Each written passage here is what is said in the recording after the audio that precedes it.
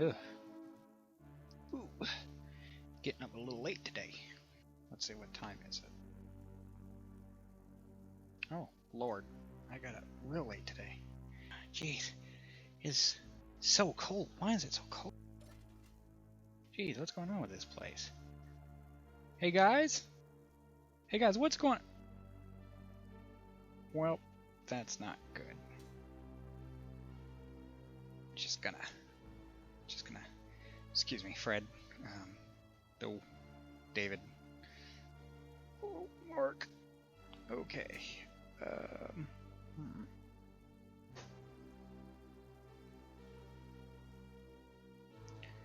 Well, this is why we don't leave the door open.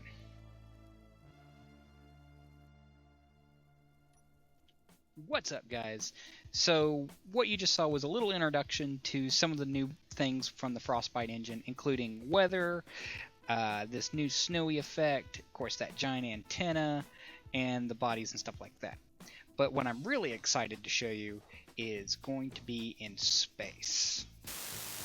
One of the big things with the Frostbite update has been the hydrogen tank sizes. So now we have a small, large grid hydrogen tank. I guess it should be that way, huh? As you can see. Looks a lot like the oxygen tank, but it's not. And then, of course, we have what's really cool, a small grid hydrogen tank. Also upside down. But, you know, so this is what is going to allow us to do a lot of really cool stuff. And the last video I showed you guys, I made a railgun projectile. And that projectile is, you know, a dumb missile. It means, you know, there's no control once you fire it. It's a bullet. This is a torpedo. So this is something that I cooked up just very quickly for this video. And it's, you know, it's some door blocks with a few explosives, and a little thing here and there, but it has a hydrogen tank, of course.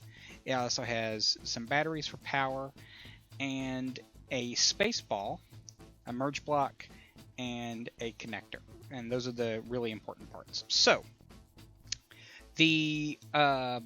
of course, the hydrogen allows us to have these hydrogen engines, that tank. The space ball allows us to accelerate this without the use of the hydrogen, or if you're in a planet's gravity, you can use it to accelerate without the use of hydrogen as well. So that makes it handy. The merge block is so that we can use it in a welder system, which I'll show in just a second. And the connector is so that you can fuel all this up. So basically, there needs to be a way for you to both weld this up and fuel it, and without a merge block, you can't do that. It's unfortunate that you can't use just a connector, as far as I know. Maybe you guys know a trick that I don't, but as far as I know, you need that merge block for a welding system. So, what does that look like? Well, this is the guts, if you will, of a welding system for torpedoes. So the way that I have this set up is I have on each side 3 of these welders evenly spaced, and this will allow you to weld up it in one go. Now I also have one up top just to cover anything that doesn't get going, and if you're the paranoid sort, you could also have one come from the bottom, but I prefer to have the bottom open for reasons that will become clear in a moment. But let's go ahead, and basically I have my whole system set up here so that I can weld up that one torpedo. Now, I'll go over how to set this up and everything in another video, because that's a whole thing unto itself. But for those of you who are curious, I just hold weld. There we go, and it's all connected up. Then I can...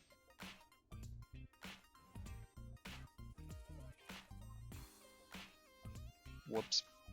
Okay, well... Be mindful of thruster damage. Whoops. In order to remote control this thing, here, let's see, should be control. Yep.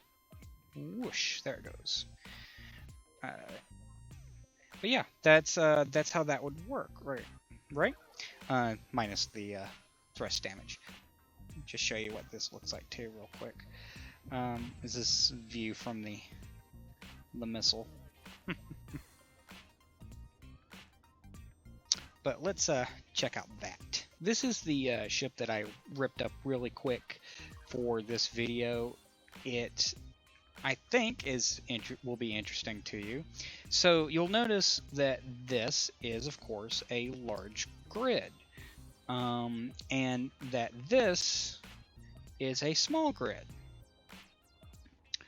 And the whole idea is that you want to make a really good torpedo out of a small grid because it uses fewer materials and stuff like that than, say, a large grid would.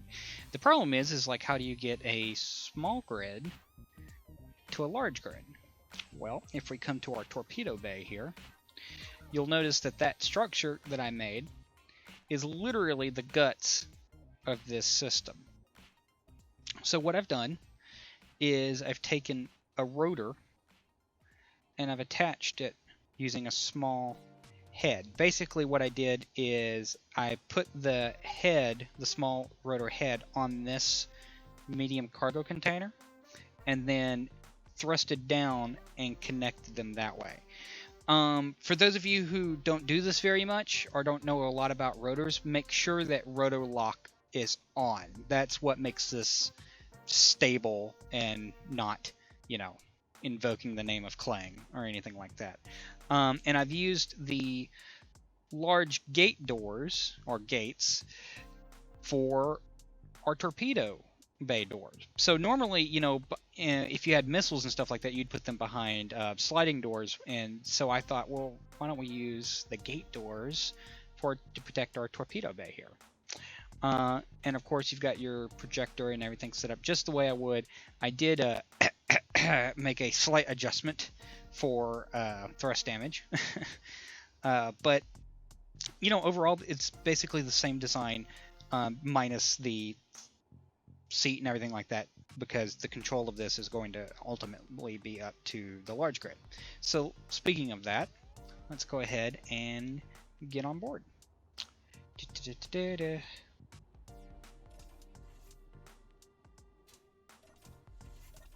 Alright, and there is gravity for this, and of course you'd have your different control seats and anything like that.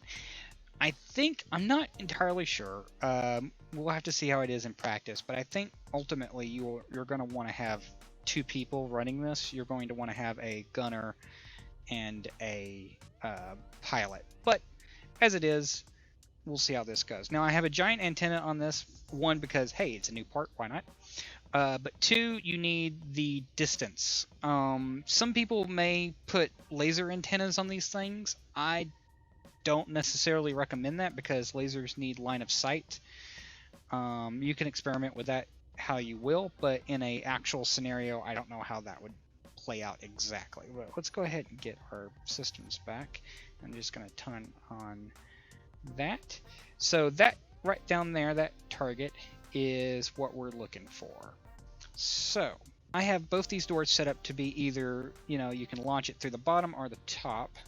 So we're just going to open our doors and we're going to turn on our merge block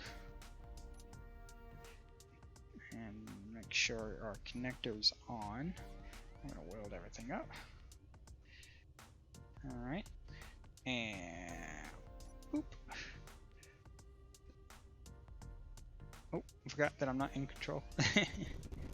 There you go. Boom. And you have a missile. And once again, ideally someone would immediately be in control of this so that you wouldn't have to do exactly what I'm doing, being a lone person. And remote access, control small grid. Now this is important too to remember, is when you're looking for this in your remote control, is it's not, even though it's a blueprint, it's not going to automatically name it when you weld it up and make it and disconnect it. So you're going to have to remember it's going to come up as small grid and just look for something that's really close to you. Also, I am technically in control now, so you can see my toolbar down there. on. I'm going to thrust a little ways again. And we're going to head for our target. And we're going to accelerate up because I don't have any gravity accelerators turned on. And this will stay in range all the way to target. And while we're on the way, you know, once again, I have my gravity controls. In the blueprint, the warheads are armed. That's important so that when they weld up, that they are armed, and when you hit 5, they'll automatically detonate. And I'm going to cut the video now to when we get to the planet because it's just me traveling towards the planet. Here we are. We're back, and I'm a terrible pilot, but I think we can do this. Okay, just bear with me. Oh, stand by on 5. Oh, I'm gonna blow it.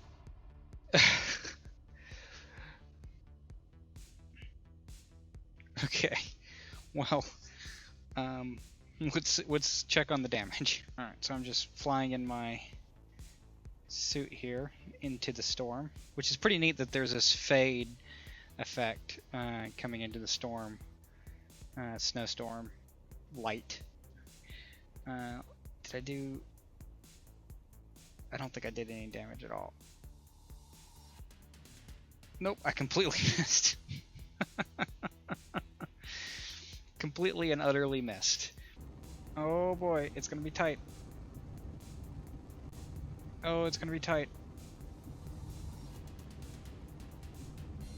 Oh, 8%. I'm gonna try to arc it. 4, 3, 2. Let's see here. Well, I blew the dish off. Alright, I want to just see. Let's see here.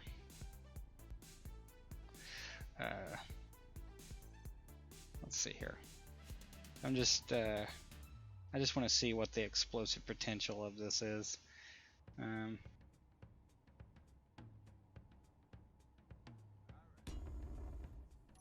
So, control, and we're just going to hit 5.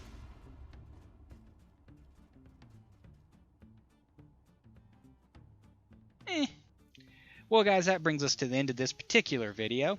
I want you to smash that like button if you really enjoyed this video. Also, you know, subscribe if you want to see more content like this, you know, talking about doing different types of weapons and space engineers and stuff like that. You know, it was really fun making this controllable torpedo versus, you know, doing something like a railgun, which is just a straight shot.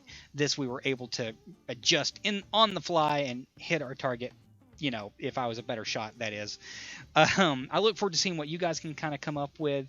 And without further ado, I've been Cole with Satterfield TV. Peace and long life. Did I disarm this thing?